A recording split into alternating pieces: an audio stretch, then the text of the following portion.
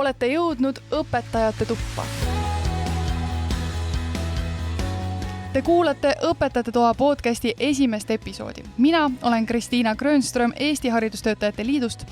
Täna me räägime õpetajate töökoormusest, palgast, millist palgatõusu võivad õpetajad tulevikus oodata ning sellest, kas me suudame meie haridustöötajaid hoida piisavalt või läheb see õpetajate puudus ühel hetkel ikka liiga kriitiliseks. Täna on minuga stuudios minu hea kolleeg, Eesti Haridustöötajate Liidu esimees Reemo Poltri. Tere tulemast, Reemo! Tere! Reemo, sa oled 13 aastat Eesti Haridustöötajate Liidu esimehena õpetajate eest seisnud ning 25 aastat ka ise õpetajana töötanud. Kui sinu juurde tuleb üks noor õpilane ja ütleb, et kuule, ma tahaks tegelikult õpetajaks saada, siis mida sa talle ütled? No tegelikult ma kindlasti kiidaks seda mõtet ja innustaks teda seda ametit valima, sest tegelikult õpetajaamet, see on ju tegelikult maailma kõige ägedam amet. Sa saad mõjutada, innustada noori inimesi, vaadata, mitte ainult vaadata, vaid ka siis mõjutada noorte inimeste arengut ja loodetavasti ka siis mõistlikus suunas seda teha. Ma ei räägi ainult ainealaselt, vaid tegelikult ka laiemalt inimeseks saamise seisukohast, nii et kindlasti see on üks amet, mis on üks mõjukamaid ameteid, millega saab nii-öelda peale raha teenimise,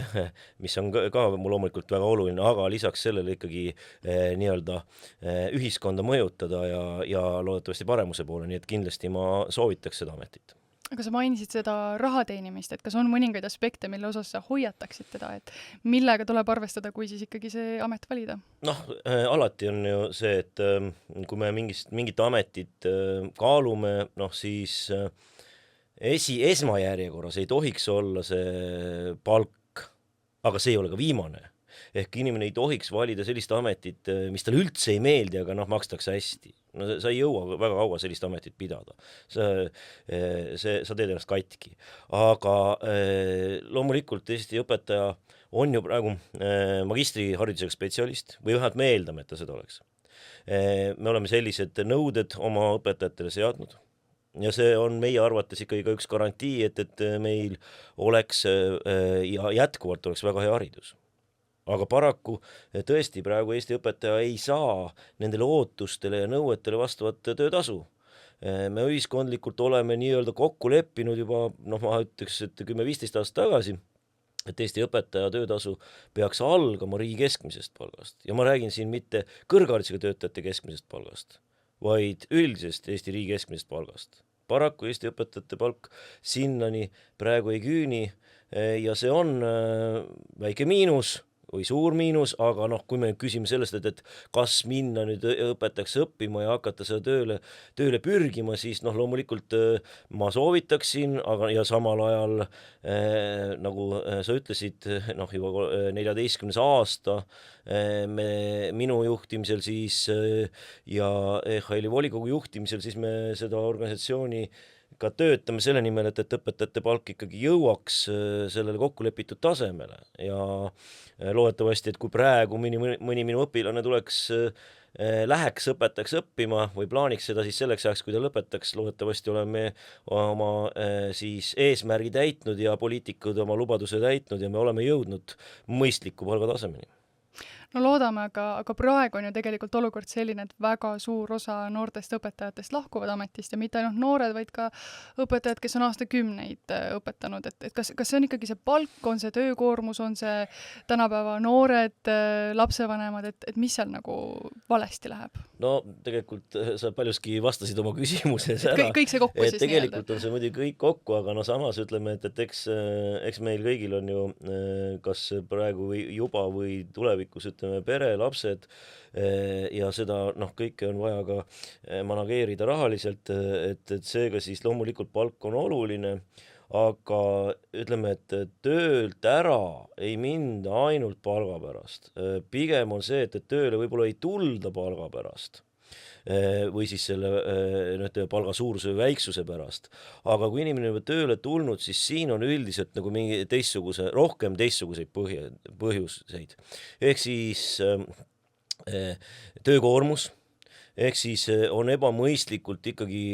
lahendatud töökorraldus asutuses, kus noor inimene siis, ei olegi põhjust või mõtet rääkida noorest või kogenud õpetajast üldiselt, et kuidas on töökoormus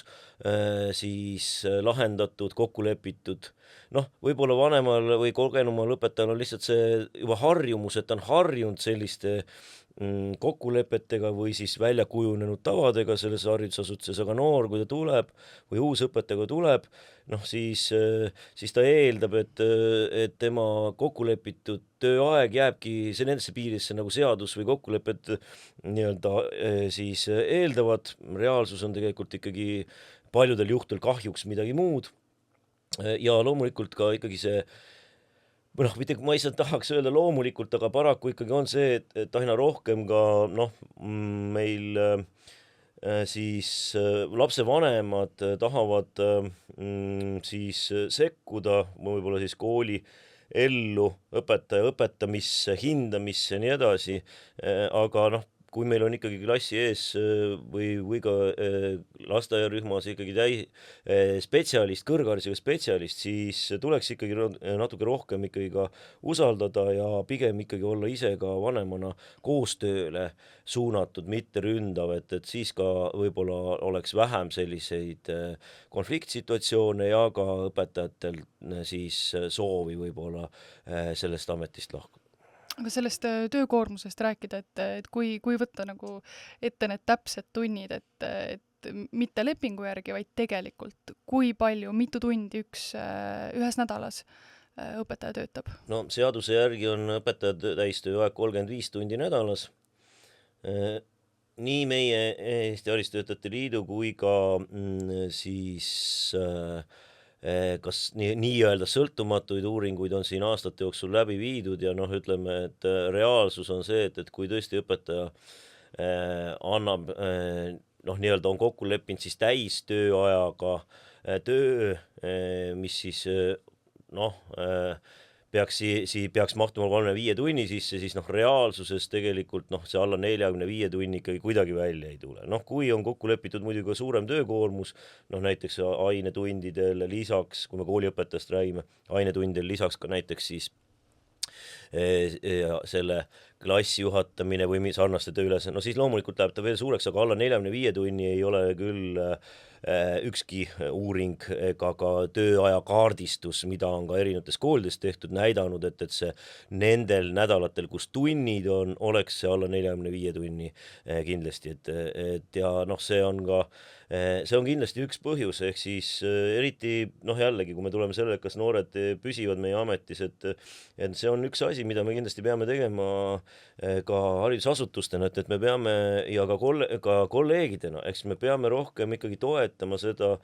uut kolleegi ja võimaldama talle võib-olla ka toetama teda mentaalselt, professionaalselt, et siis võib-olla ka jagada ka, mitte võib-olla, vaid kindlasti jagada oma õppematerjali, õpetamismaterjale,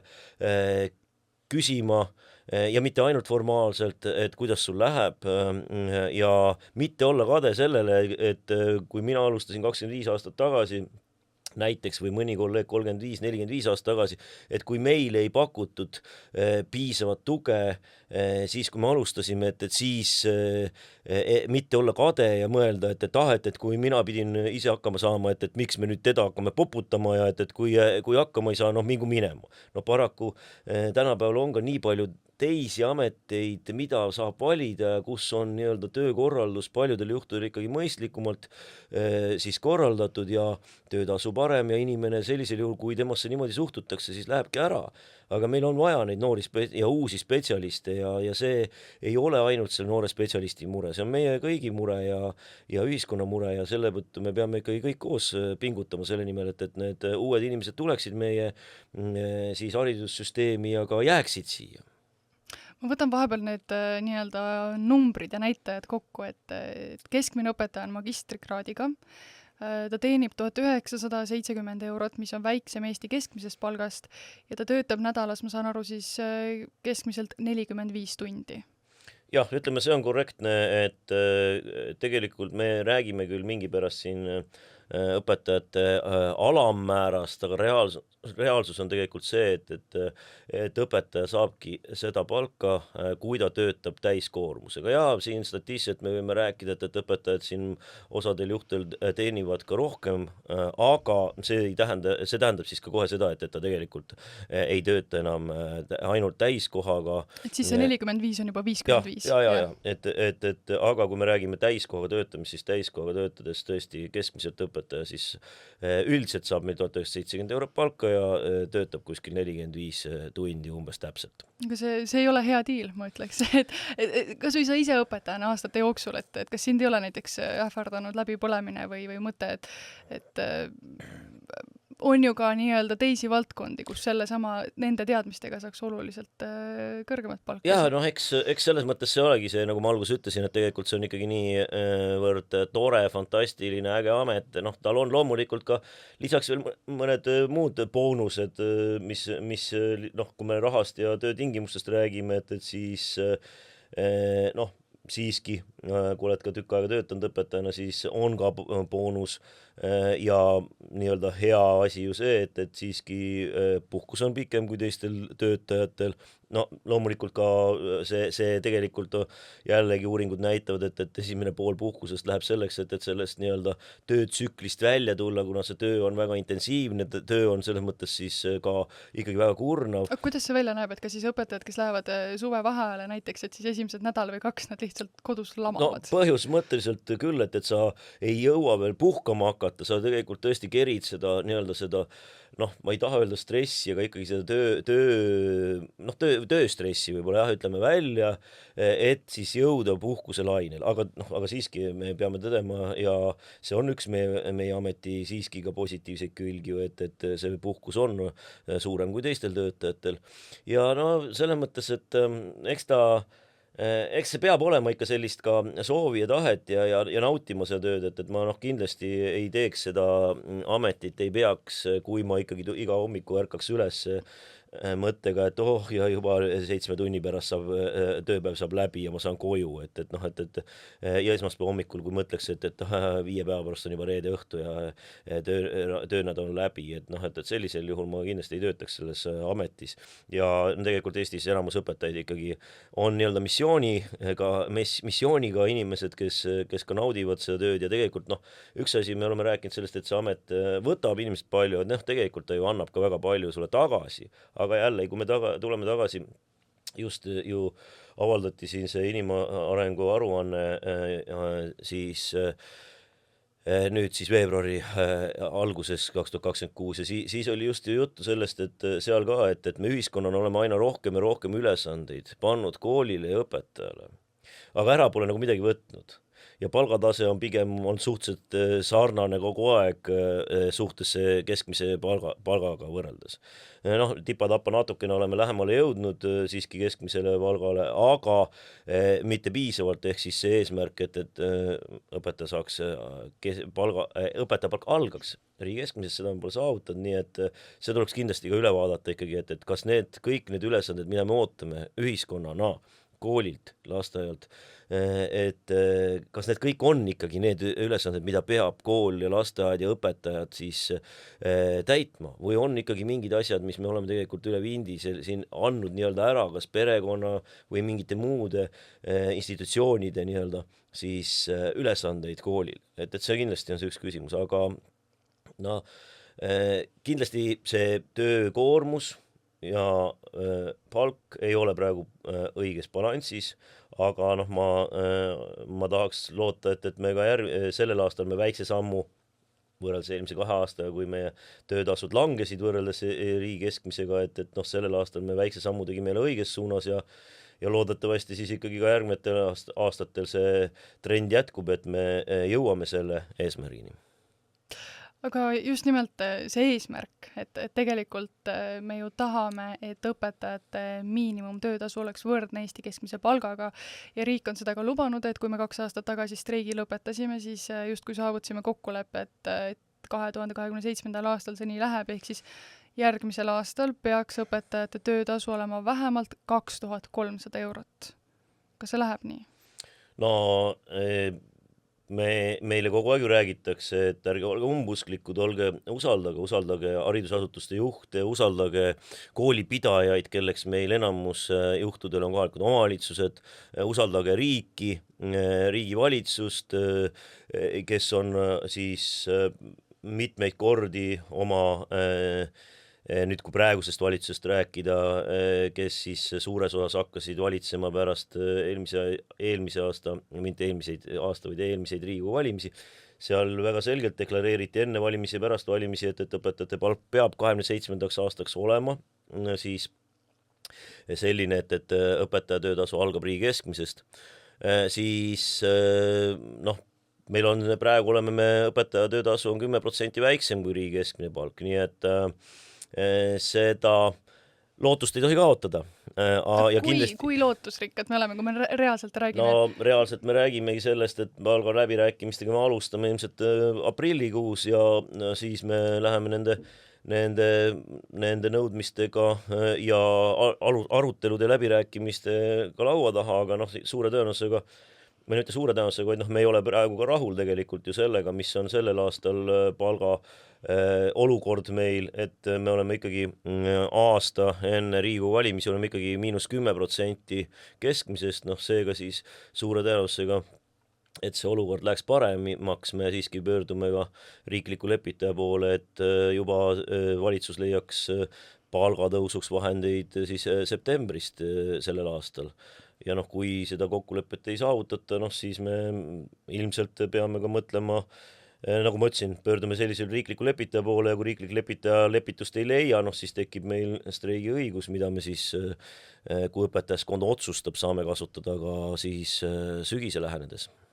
Selle streigiga ma tahaksin ka ühe asja selgeks teha, et viimase streigi järel 2 aastat tagasi justkui jäi kõlama, et mõned arvamused, et kas see üldse oli väärt kõike seda, et lõpuks oli 17 eurot ainult palgatõus, et kui seda nüüd lahti selgitada, et kas see tõesti oli nii või oli seal natuke nagu rohkemat ka, mida ikka võitsime? No esiteks numbrimaagia on ilus, et 17 koosneb numbritest 1 ja 7. Reaalsus on see, et siis 2023 aastal oli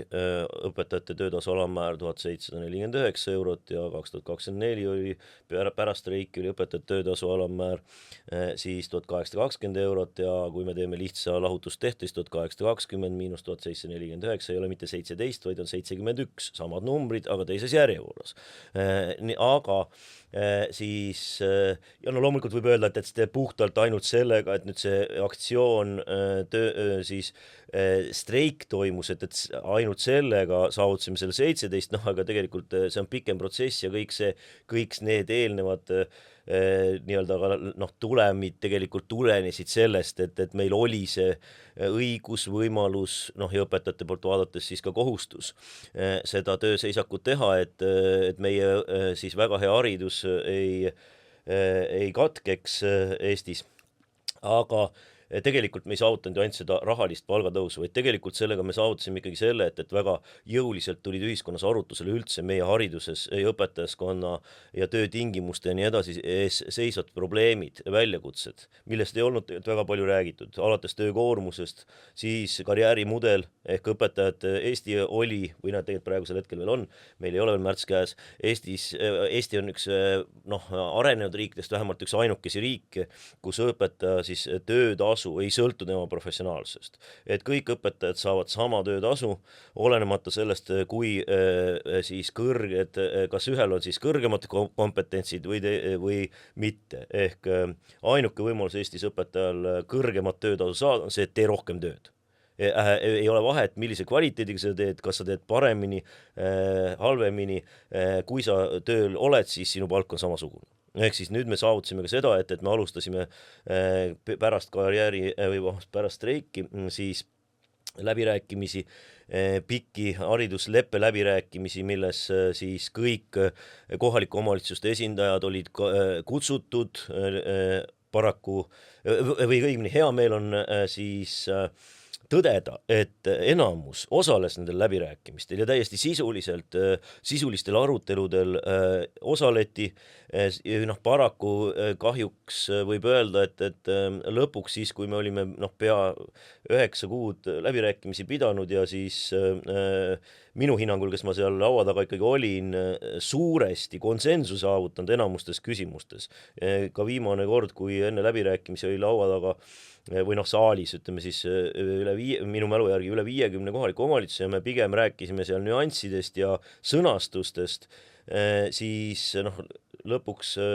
alla kirjutama minule tulnud info põhjal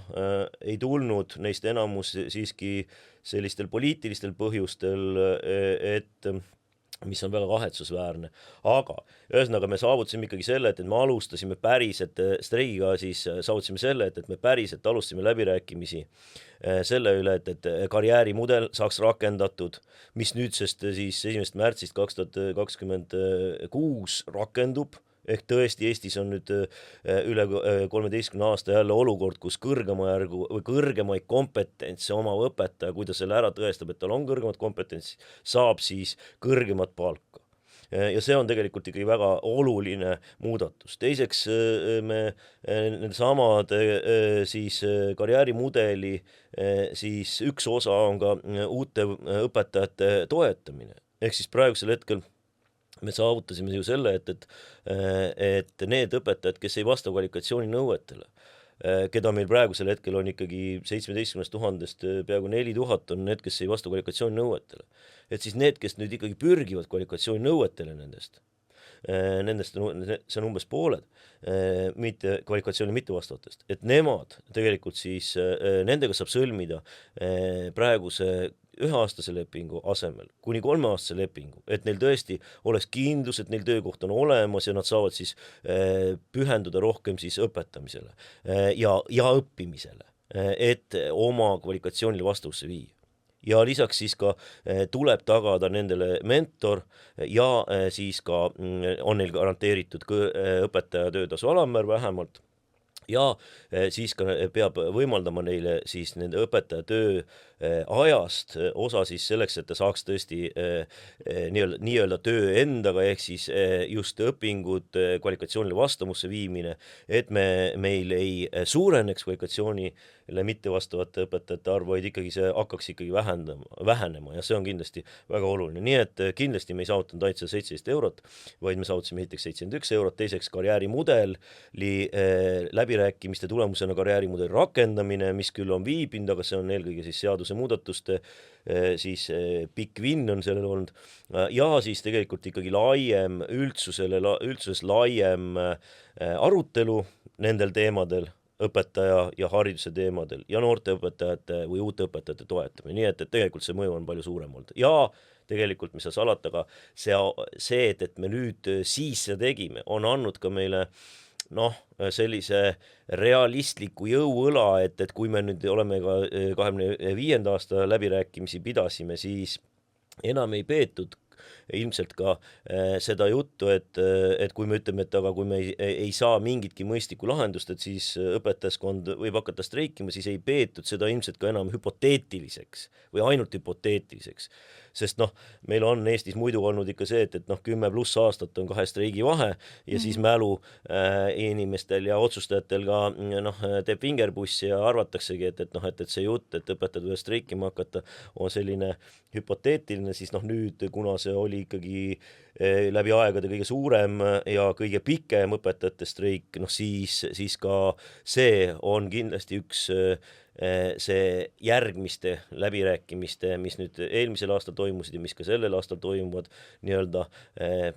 ütleks siis niimoodi tööriistaks üheks tööriistaks meie läbirääkimiste protsessis. Kas sa oled ka tundnud, et palgaläbirääkimistel peale streiki on EHL-il see jõud kaal tugevam?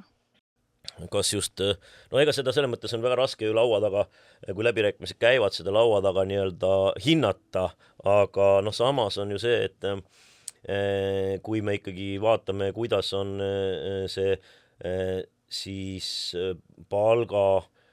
tõusu protsent või siis summa eurodes olnud, noh siis vaatame 2 esimest aastat, kui see valitsus nii-öelda seda eelarvet tegi ja eelmist aastat või ütleme siis selle aasta palgatõusu, siis on ikkagi märgatavalt suurem olnud. Miks? No võime siin teoritiseerida, miks see nii on olnud, aga nii see reaalselt on olnud. Võib-olla siin sõnum ka õpetajatele, et kõik, kes streigis osalesid, see tasus end ära ja võib-olla see on ka üks põhjustest, miks see palk on täna 1970 eurot, mitte näiteks 1800, ma ei tea, 70. Just, ja no, nagu me ka haridusleppes kokku leppisime, et me esimese asjana teeme ära siis nii-öelda selle õpetajate, kooliõpetajate, üldhariduskooliõpetajate karjäärimudeli ja sealt edasi lähme lasteaiaõpetajate ja kutseharidusõpetajate karjäärimudeliga ja praegu olemegi juba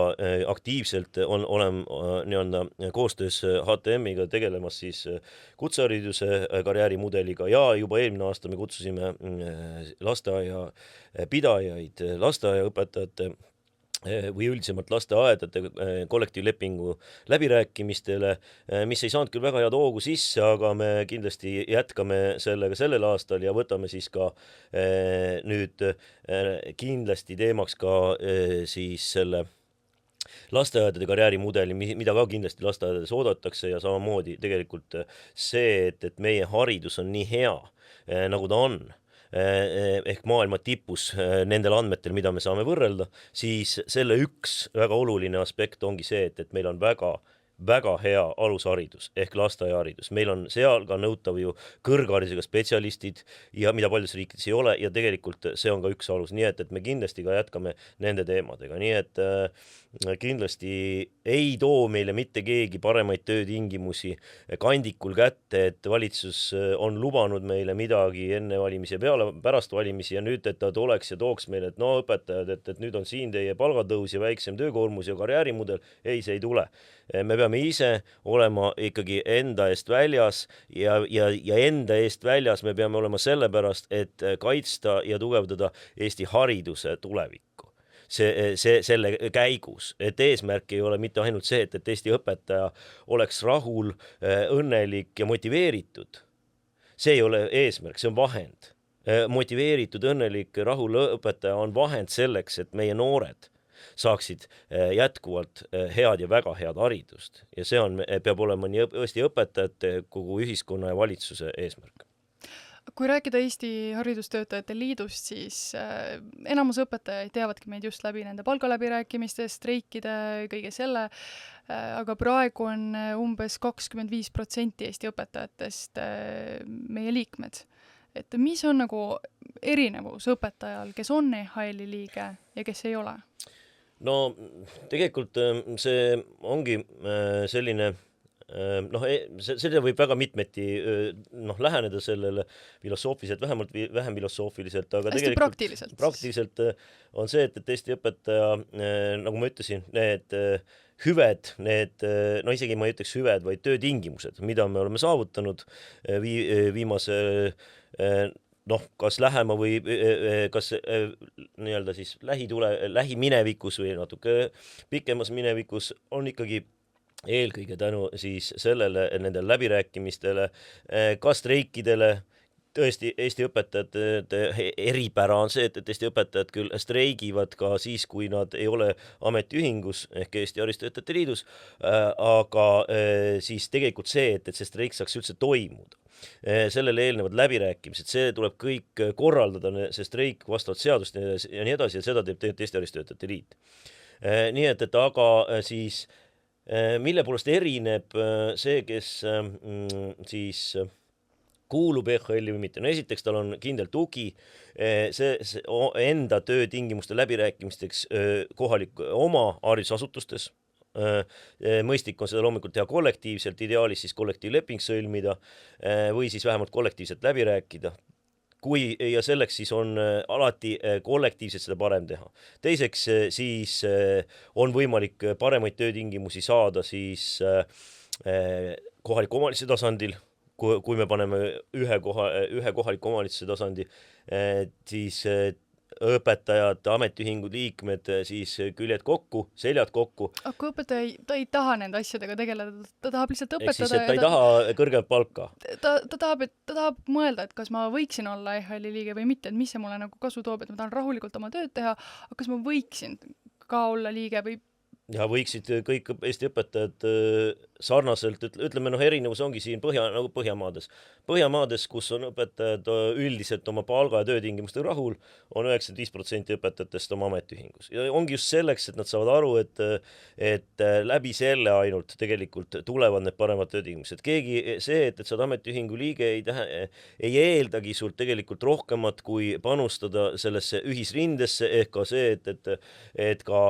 siis läbirääkijad erinevatel tasanditel teavad, et mitte 25% ei ole need, kes tahavad paremaid töötingimusi, vaid 75, 80, 95 nagu Põhjamaades. Ehk on mõnes mõttes demagoogiline, mõnes mõttes mitte, et kui ikkagi läbirääkimiste laua taga ütleb sulle ka minister, mul on öelnud, et vaata, aga Reemo Oltri, et te tulete läbi rääkima, tahate õpetajate palgatõusu. Teie seljad on 25% õpetajatest, ehk siis veerand. 3/4 ehk 75% ilmselt siis ei soovi seda palgatõusu ju. Et miks peab valitsus enamus õpetajate tahte vastaselt neile sundima peale palgatõusu? Kui õpetajad soovivad paremaid palgatingimusi, siis nad ju ühineksid ametiühinguga. On väike siuke mõtteharjutus. Aga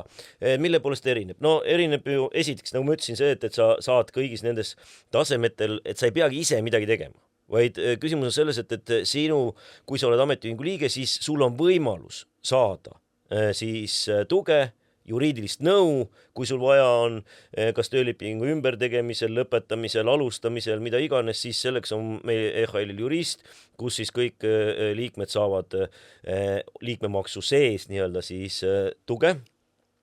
Ja meil on siis ka lisaks oma liikmetele teatud soodustused veel lisaks sellele, et sa seisad nii-öelda oma ameti eest sellesse ühingusse kuuludes. On ka see, et kõik meie õpetajad või kõik meie liikmed on siis ka õnnetusjuhtumi vastu kindlustatud. Meil on siis MyFitnessis suur soodustus kuumaksu pealt ja siis veel prillid, pood, pereoptika grupp ja siin veel mitmeid soodustusi, mida saab vaadata meie kodulehelt. Aga mille poolest siis erineb ikkagi EHL-i ehk ametiühingu liige ja mitte ametiühingu liige? No hästi lihtne näide võib-olla on see, et kui me elame, suur osa meist elab kortermajades, et kui ma elan kortermajas ja siis kõik arvavad, et meie kortermaja trepikojad näiteks vajaksid remonti ja siis otsustatakse, et me tahame, et see remonditakse ja siis selgub, et 3/4 sinna raha tegelikult ei maksa, ka 1/4 maksab siis selle raha sinna, teevad kõik korda ja ülejäänud 3/4 siis naudivad seda ja naeravad pihku, et need lollakad maksid meie eest ka, aga näed, kui hea, et nüüd on meil trepikoda korras ja järgmisena teeks ettepaneku, et võiks katust hakata remontima. Ja äkki need lollid, kes ametiühingus on, nii-öelda ametiühingus on ehk, kes on nõus maksma, maksavad selle ära ja ma saan nautida seda kõike, mis nende raha eest siis on tehtud. No mõnes mõttes võiks seda ka võrrelda sellise situatsiooni. Võib-olla ma küsiks niimoodi, et kui nad kõik need elanikud kuuluksid sinna korteriühistusse, siis nad saaksid endale ilmselt kullast katuse. No. Või siis ühe aastaga mitte ainult siis selle trepikoja või remondi, vaid juba ka ilmselt täis rekonstruktsiooni ehk siis nii siis katuse kui ka võib-olla soojustuse oleks kõigil palju kiiremini, palju paremad elamustingimused, nii et loomulikult see selles mõttes selliselt tegelikult selliselt see asi ongi. Nii et kui me tahame, et meil oleks Eestis hariduselu parem, õpetajate töötingimused paremad ja ka teistel haridustöötajatel, siis me ei saa loota ainult sellele, et üks osa tegutseb selle nimel ja teised siis ootavad ja nõuavad nendelt, kes sinna panustavad, et kuulge, et tehke rohkem ja kiiremini, et me tahaksime juba saada paremaid töötingimusi. Kui nüüd järgnevate aastate jooksul EHL-i liikmete arv tõuseks kas näiteks 60%-le, miks mitte 90%-ni nagu Soomes, et mis oleks see, mis päriselt näiteks järgneva 5 aasta jooksul muutuks? No see ongi esiteks, see on juba riiklikul tasandil, ei saa öelda mulle läbirääkimiste laua taha meile, et miks me pressime siis õpetajatele palgatõusu, kui enamus seda ei soovi, ehk siis tegelikult see jõuõlg on ikkagi palju suurem, tugevam ja samas siis ka me saaksime palju sisukamalt sisendit meie liikmetelt, palju rohkem sisendit, võib-olla ka erinevatel tasanditel, et kaasa rääkida veel rohkem nii riigi tasandil kui kohaliku omavalitsuse tasandil ja kooli tasandil, et kuidas siis ka töötingimusi veel parendada ja seda tehagi koostöiselt, nii valitsuse, kohaliku omavalitsuse kui asutuse tasandil. Aga kui on väga väike osa siis ametiühingus, siis on ka juhtidel keeruline siis seda positiivset külge selles näha, et ta küsib ametiühingult arvamust, aga kuna sinna kuulub väga vähe inimesi, siis ta peab ka veel teiste osapooltega, teiste õpetajate seas küsitlust läbi viima ja nendega hakkama arvestama ja tegelikult, kui me igaüks iseenda arvamust ainult evime ja siis on ka see, et siis on nii-öelda ka juhtidel väga palju keerulisem ka nii-öelda mõistlikke ja paremaid otsuseid teha, aga kui me ühiselt kõigepealt saame läbi arutada, mis on meie meelest mõistlik lahendus antud koolis või kohalikus omavalitsuses ja siis sellega ühiselt minna nii-öelda siis selle läbirääkimiste laua taha ja siis on ka suurem tõenäosus, et me saame kõigil tasanditel paremaid töötingimusi ja see on eelduseks, et õpetajad ei läheks ära töölt, vaid pigem hoopiski tuleksid juurde ja siis kvalifikatsiooniga õpetajad ja meil oleks kõigil selle võrra ka lihtsam, parem ja oleks vähem ka õpetajate läbipõlemist. Kas sa julged arvata, et kui näiteks homme oleks EHL-i liikmete arv, ütleme siis palju suurem, 90%, et kas siis järgmine aasta tõuseks õpetajate palk 2300 euroni? On see niimoodi seotud? No suhteliselt kindlalt jah. Sest kui me ikkagi näitaksimegi, et meid huvitab meie töötasu enamust ja et sellega me anname märku ka seda, et me oleme võimelised ka siis palju tugevamalt välja astuma vajadusel ja siis ka mitte enam 1, 2 või 9 päeva streikima, vaid sellega me oleme ka märku, et tegelikult see valmisolek on kindlasti palju suurem ja see oleks kindlasti üks suur eeldus selleks, et seda teha. Mitte, et ma ei ütleks, et praegusel hetkel me ei tegeleks nende kõigi asjadega, ja me tegeleme, aga see siis jõuõlg on lihtsalt erinevatel juhtudel lihtsalt erinev ja seda tegelikult ju teab ka nii-öelda partnerid, ma ei tahaks öelda, et vastaspool, vaid pigem partnerid, aga ja siin ei ole saladust, et kui ma siin selle protsendi välja ütlen, seda saab iga inimene ju minna siis majandusaasta aruannetest vaatama, palju on liikmeid ja see on avalik informatsioon, nii et sellega ma mingeid saladusi ei reeda. Aga üks teema veel, mis ma lõpetuseks siin kiirelt tahan natukene lahti harutada, et siin aasta alguses oli probleem, et teatud valdades õpetajad said vähem palka, valdades ühes linnas ka, et mis seal see probleem oli ja kas see võib ka mingi hetk nüüd uuesti korduda nii, et... No tegelikult jah, seal segadust tekkis. Ja segadus tekkis, siis tuletan meelde, kuupäevaga 17. jaanuar oli see tärmin ja see põhjus oli siis selles, et meil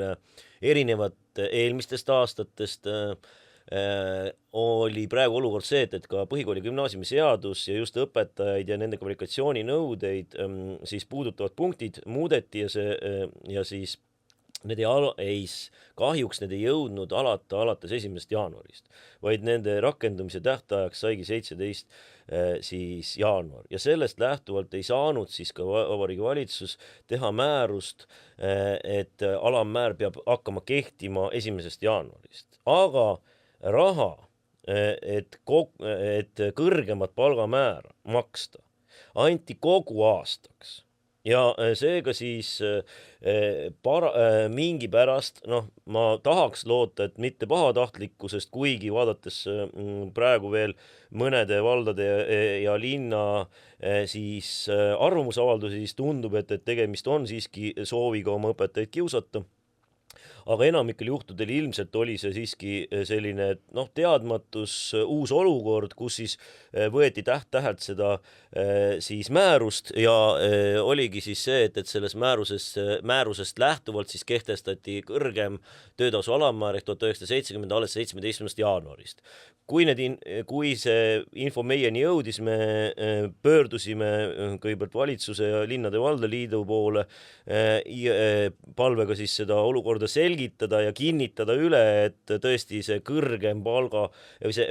palga määra maksmiseks raha on ikkagi eraldatud terveks aastaks. Ja siis sai suheldud ka erinevate kohalike omavalitsustega selgitamaks, et selline väiksema alammäära järgi palga maksmine ei ole tegelikult mõistlik, et see on pigem kiuslik käitumine, isegi kui see formaaljuriidiliselt on õige, siis kogu sügise on ju räägitud, et õpetajate töötasu hakkab 1. jaanuarist olema 1970 eurot. Kui õpetajad on terve jaanuarikuu õpetanud, töötanud teadmisega, et palk on 1970 ja nüüd siis veebruaris või jaanuari viimastel päevadel tehakse siis tagasiulatuvalt tööleping, mis ütleb, et esimesed 2 nädalat sa töötasid väiksema töötasuga, siis see ei ole selles mõttes ootustele vastav ja mul on hea meel, et enamus kohalikke omavalitsusi kohe algusest peale otsustas, et maksavad ikkagi 1. jaanuarist ja need, kes ka tegid vahe alguses siis kümmekond kohalikku omavalitsust sellise teistsuguse otsuse, siis pärast selgitusi, arutelusid otsustasid siiski teha nii-öelda mõistlikku siis otsuse ja õpetajatele ikkagi kõrgem töötasu maksta välja 1. jaanuarist. Ma saan aru, et nad mõtlesid ümber sellepärast, et EHL vestles nendega, et see asi läks ajakirjandusse, et see ei olnud lihtsalt see, et nad mõtlevad üks päev nii ja siis teine päev lambist mõtlevad ümber. No ütleme nii, et jah, et kui nad oleks tahtnud aru saanud, et sellest olukorrast kohe, siis nad oleks ilmselt ka seda kohe rakendanud, nii et me tõesti valitsuse pool palusime valitsuselt kinnitust selle kohta, et raha on ja siis ka erinevate kohalike omavalitsuste volikogu liikmete ja vallavanematega sai räägitud, selgitatud ootusi ja ka siis püüdsime aru saada, millised need argumendid on siis teistsuguse käitumise jaoks ja tegelikult ei olnud siin mingid ühtegi niisugust mõistlikku argumenti, et mitte maksta 1. jaanuarist ei olnud. Ühes kohas küll öeldi, et see annab võimaluse raha kokku hoida, mis on eriti küüniline, aga see tegelikult näitab ka seda, et ei arvestata ehk õpetajatega või nähaksegi, et teid on seal koondunud ametiühingusse 20-25%, et me ei pea teiega arvestama, et te olete nii väike jõud, et me võime teist üle sõita, kui tahame, et kui mingigi formaaljuriidilise võimaluse leiame, siis me siis seda kasutame, aga ma rõhutan, see oli tegelikult ikkagi lõpuks jäi vist 3 kohalikku omavalitsust, meil praeguseks teadaolevalt sellisele seisukohale ülejäänud ikkagi kas kohe või siis pärast selgitusi seal tuli sellega nii-öelda mõistliku lahenduse kaasa, nii et suur aitäh ja see on väga oluline, nii et ja nagu on väga oluline see, et mis ka tahaks ära öelda, et kohalikud omavalitsused on meil ju lasteaedade pidajad ja lasteaedade õpetajate ja teiste töötajate palk tuleb just kohaliku omavalitsuse suures osas. Et siis see, et juba mitmeid aastaid on kehtinud see lasteaia õpetajate töötasu sidusus kooliõpetaja töötasu alammääraga ja see jätkub mulle teadavalt ka praegusel aastal, et siis see on ka väga tänuväärt ja see on siis just tänu sellele, et kohalikud omavalitsused on selle otsuse teinud, et jätkata selle meetmega, et see on see näitab just seda, et ka alusharidust väärtustatakse, aga ütleme, et siis vahepeal jällegi tuleb kohati mõningaid teisi signaale. Meie podcasti aeg hakkab vaikselt otsa saama ja ma tahaksin lõpetada sellise lootust andva noodiga, et kas nüüd õpetajad, ütleme, et kas nad võivad loota, et järgmisel aastal ikkagi see palk jõuab ligidale Eesti keskmise palgaga, mida me selleks teeme, mis on meie järgmised plaanid, sammud? Ja no iga õpetaja peaks mõtlema, et kas ta soovib seda, et meie amet oleks laiemalt ühiskonnas väärtustatud ja siis kitsamalt minu enda sissetulek, et kas see on minu jaoks oluline ja mitte. Ja kui nähakse, et see on oluline, siis oleks kindlasti mõistlik ikkagi ühineda õpetajate siis esindusorganisatsiooniga ehk Eesti Haridustöötajate Liiduga, milleks on ideaalne võimalus meie kodulehel. Ja mida suuremas osas me siis sellesse panustame, seda kindlamad saame me olla, et meie töötasu jõuab ka mõistlikule tasandile ja selleks me teemegi järgmiseid samme, ehk me alustame läbirääkimisi siis järgmise aasta palkade osas juba aprillis ja võib-olla isegi enne me peamegi seda otsustama, teeme ettepaneku Vabariigi Valitsusele siiski õpetajate töötasu alammäär tõsta juba septembrist kõrgemaks ja kui seda ei saavutata, siis ikkagi pöörda riikliku lepitaja poole, et siis saada streigiõigus ja siis kas läbi selle streigiõiguse siis saavutada õpetajatele paremad töötingimused ja väga äärmislikul juhul, kui õpetajad seda siis õigeks peavad ka läbi streigi, mitte ainult õiguse, vaid ka siis tegevuse seda siis nõuet realiseerida. No kokkuvõtlikult siis tuleb tööl asuda. Ja tegelikult see ongi mõte, millega ma võtan EHL-i podcasti esimese episoodi kokku. Tänan tulemast, Reemo, ning hea kuulaja, et olla kursis Eesti haridusvaldkonnas toimuvaga ning EHL-i tegemistega, siis jälgi ka Eesti Haridustöötajate Liitu Facebookis ning mine vaata ka meie kodulehele ehl.org.ee. Kuuleme juba õige varsti.